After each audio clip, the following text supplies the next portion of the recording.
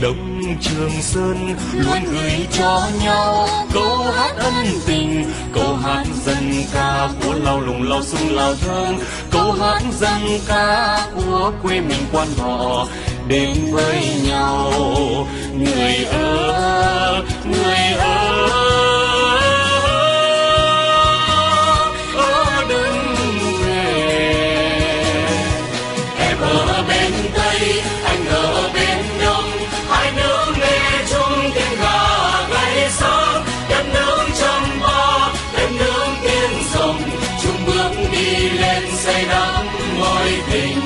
Tình Việt là anh em, tình Việt là anh em, mãi mãi không bao giờ phai. Nông nhù bương sai, không sai phù luông. Ai dù bương của sai phù luông.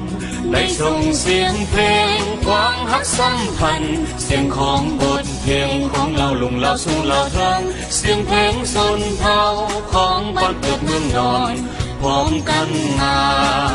Huyền ơi,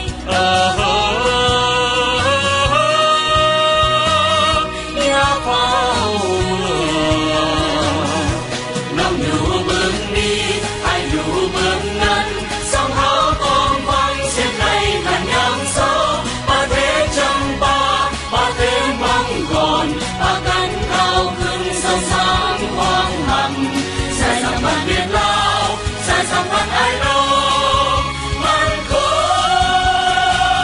như ông ta lọt tay. Nông nhũ bước đi, ai dù bước năn, sông háo con vang xiên này thành nhang sâu. Ba thế Chăm Ba, ba thế Măng Gòn, ba cánh cao cứng sông sáng hoang hằng.